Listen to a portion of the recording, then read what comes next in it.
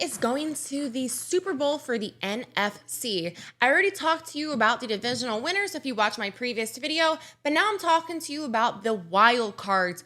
Who is taking those 3 wild card spots for the NFC? Here are my predictions for 2023. Let's see what you think and tell me down below. Let's get it started.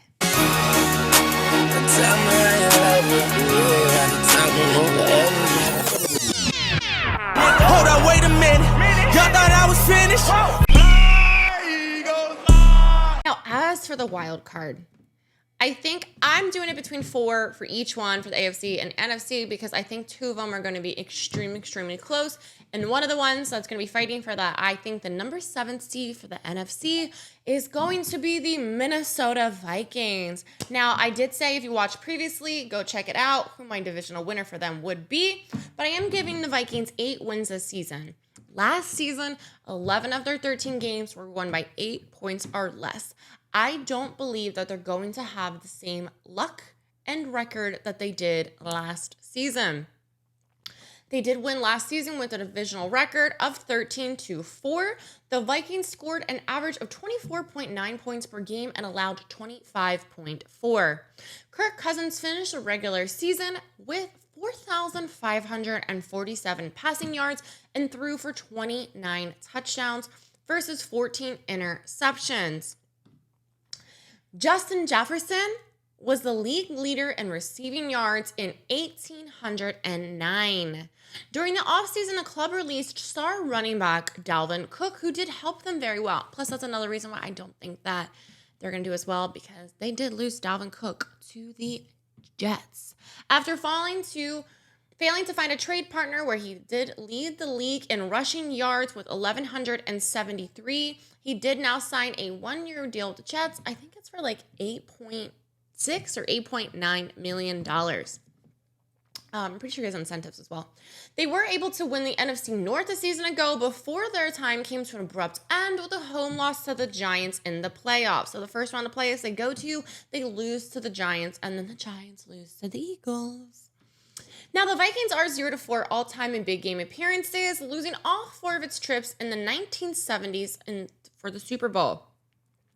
The Vikings took a step forward last season under first-year head coach Kevin O'Connell, but during the offseason, they parted ways with defensive coordinator Ed Donatel.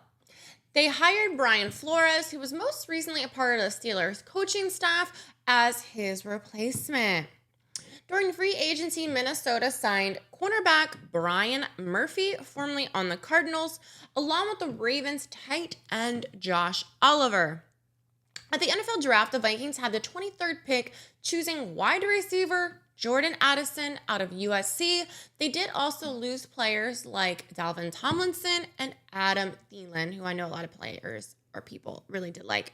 So I think that they are going to go in a battle for that number 7 seed with, pay attention to the end, and you will find out who I think is going to be the other battle for this other 7th seed.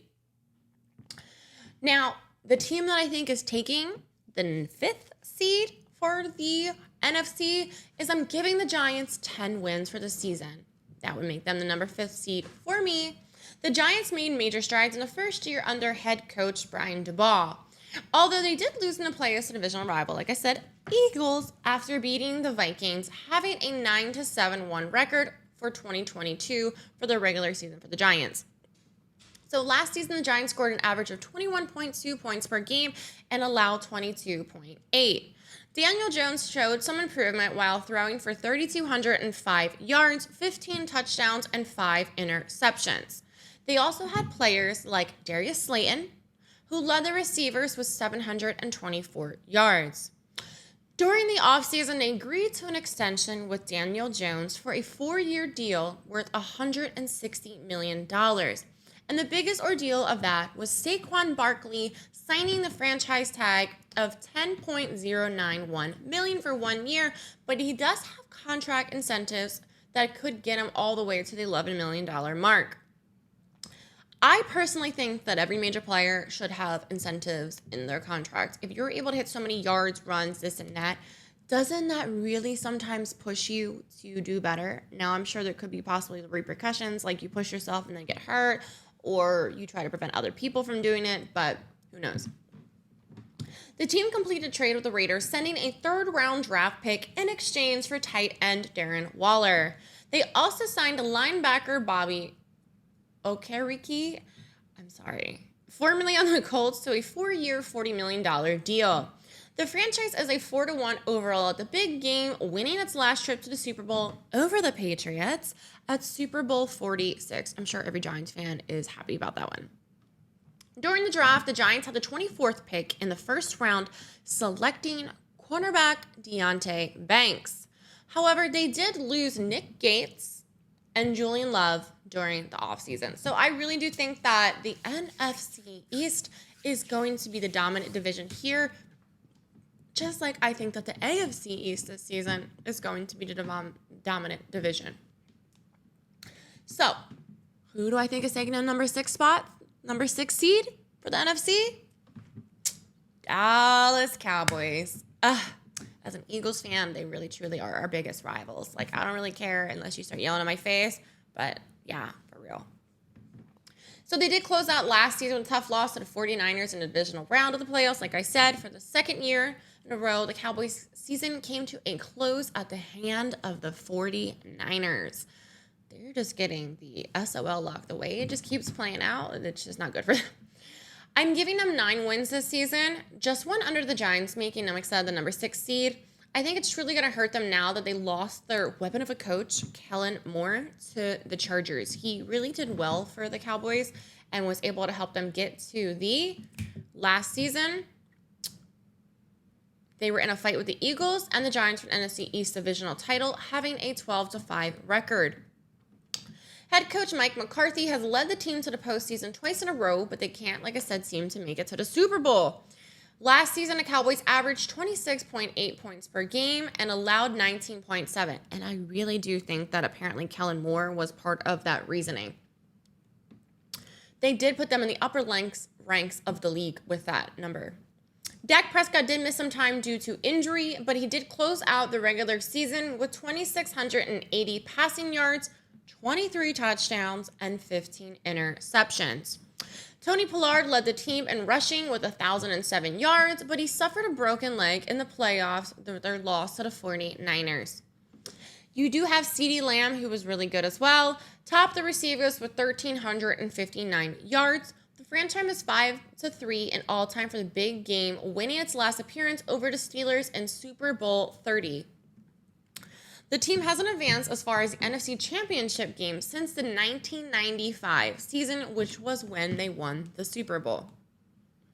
In early February, the team announced Brian Schottenheimer as its offensive coordinator, who spent last season as a consultant in Dallas.